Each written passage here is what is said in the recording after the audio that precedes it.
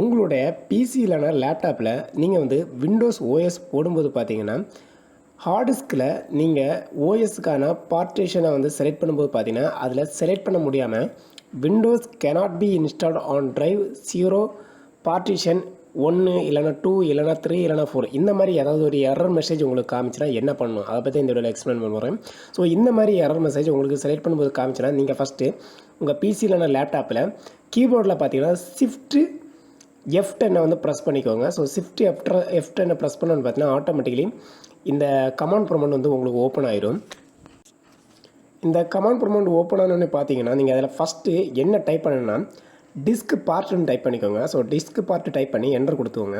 So அதுக்கப்புறம் அதுக்கு கீழே என்ன டைப் பண்ணணும்னா லிஸ்ட்டுன்னு டைப் பண்ணிக்கோங்க. ஸோ இந்த லிஸ்ட்டுன்னு டைப் பண்ணிட்டு மறுபடியும் என்டர் பண்ணிக்கோங்க. என்டர் பண்ணோடனே நெக்ஸ்ட்டு செக்ஷனில் என்ன டைப் பண்ணணும்னா செலக்ட் டிஸ்க் 0 அதை வந்து டைப் பண்ணிக்கோங்க. செலக்ட் டிஸ்க் 0 அதை டைப் பண்ணிவிட்டு என்டர் கொடுத்துட்டு நெக்ஸ்ட்டு ப்ளேஸில் வந்து பார்த்தீங்கன்னா க்ளீன்னு கொடுத்துவோங்க. ஸோ க்ளீன்னு கொடுத்து என்டர் கொடுத்துவோங்க. உங்களுடைய டிஸ்க் பார்ட் சக்ஸஸ்ஃபுல் இன் க்ளீனிங் த டிஸ்க் அந்த மாதிரி உங்களுக்கு ஒரு மெசேஜ் வரும். ஸோ இவ்வளோ தான் மேட்ரு. ஸோ அதுக்கப்புறம் நீங்கள் என்ன பண்ணிக்கணும்னா டேரெக்டாக வந்து பார்த்தீங்கன்னா எக்ஸிட்னு கொடுத்துட்டு நீங்கள் வந்து லீவிங்னு ஆட்டோமேட்டிக்கலி அதை லீவ் ஆயிரும். நீங்கள் க்ளோஸ் பண்ணிக்கோங்க கமாண்ட் ப்ரொமண்ட்டை.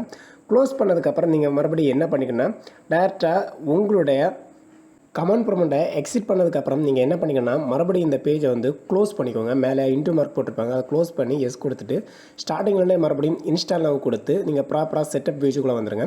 ஸோ செட்டப் பேஜ் வந்து எல்லாமே ரெடி பண்ணி மறுபடியும் வந்து பார்த்தீங்கன்னா இதே மாதிரி ஹார்ட் டிஸ்க் செலக்ட் பண்ணுற பேஜுக்குள்ளே வந்துட்டு நீங்கள் வந்து செலக்ட் பண்ணும்போது அதில் பார்ட்டிஷன் பிரிக்க கேட்கும். ஸோ இதில் வந்து பார்த்தீங்கன்னா நீங்கள் வந்து நியூங்கிற பட்டனை கிளிக் பண்ணி ஒவ்வொரு பார்ட்டிஷன் உங்களுக்கு எத்தனை பார்ட்டிஷன் ஹார்ட் டிஸ்கில் தேவை எல்லாமே பிரித்து அதுக்கப்புறம் பார்த்தீங்கன்னா நீங்கள் இன்ஸ்டால் பண்ணும்போது பார்த்தீங்கன்னா ப்ராப்பராக ஓஎஸ் வந்து உங்களுக்கு இன்ஸ்டால் ஆகும்னு சொல்லிட்டு இந்த வீடியோ கட் பண்ணுறோம். ஓகே ஃப்ரெண்ட்ஸ், பாய்.